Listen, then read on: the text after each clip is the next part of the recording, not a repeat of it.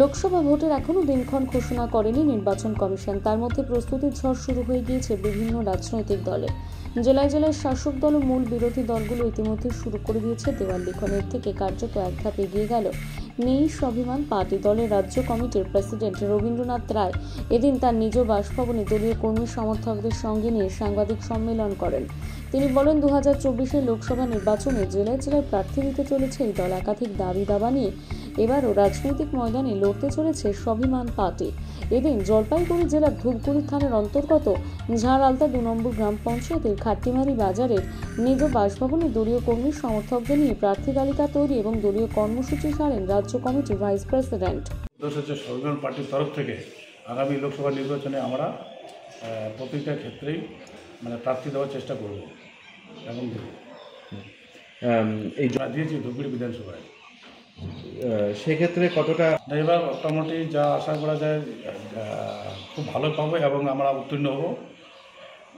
মূলত কি যেটা আমরা চাইতে যে বেকার রোজগার যোজনা, বেকারদের চাকরি নাই, কৃষি সংস্থা কৃষি মুকুব নাই, এবার জননিয়ন্ত্রণ নিয়ন্ত্রণ, তারপর ছেলেদের মোটামুটি চাকরি কল্প কারখানা এবং সমাজে যে বেকারত্ব দিন দিন বেড়ে চলতেছে না, তার থেকে আমরা সরকার, রাজ্য সরকার, কেন্দ্র সরকারকে যে দাবি রাখছি সেটা অবশ্যই মিটিয়ে দেবো যদি আমরা সরকারে আসি।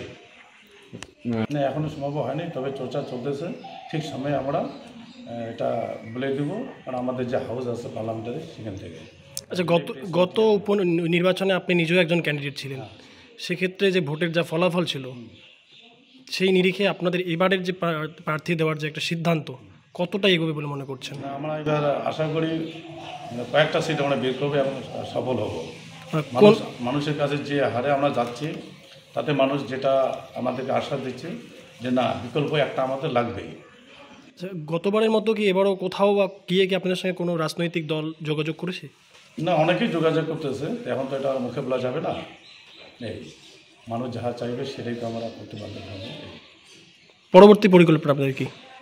পরবর্তী প্ল্যান আমরা এই আন্দোলনেই থাকবো। যেমন আমাদের দেশের সবচেয়ে বড় মুদ্রা আছে বেকার সমস্যা। ঘরে ঘরে বেকার, তাদের চাকরি কিংবা সাবসিডি লোন দিতে হবে। আর রোজগার যোজনা একদম তো নাই, শিল্প কারখানা উন্নতির জন্য নাই। আচ্ছা, আমাদের ঘরের এখানে গ্রামের ছেলেগুলো বাইরে যাচ্ছে, যদি বাইরে না যেত তাহলে আমার আশা করি এখানে এমন দুর্ভিক্ষ হইতো যে গ্রামের জমির বিঘা 40,000-50,000 টাকা হইতো।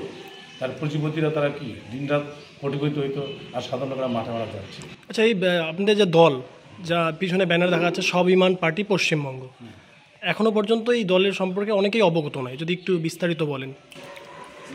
এই দল মোটামুটি সর্বভারতীয় দল। তো ঘটনা হচ্ছে কি, স্বাভিমান পার্টি এখন এটা ভারতবর্ষে চালু হয়েছে। আর বিশেষ করে সাধারণ লোকের, সাধারণ গরিবের স্বার্থে আমরা দেখলাম 78 বছর হয়ে গেল স্বাধীনতা হওয়ার পর, কোনো গরিবের উন্নয়ন দেখলাম না।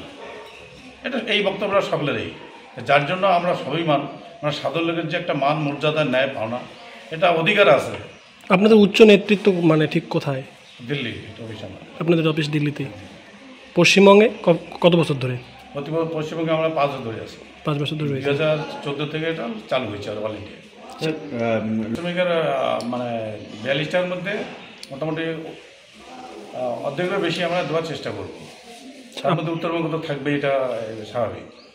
আপনার নাম এবং কোন দায়িত্ব রয়েছেন? আমার নাম রবীন্দ্রনাথ রায়, স্বাভিমান পার্টির রাজ্য প্রেসিডেন্ট।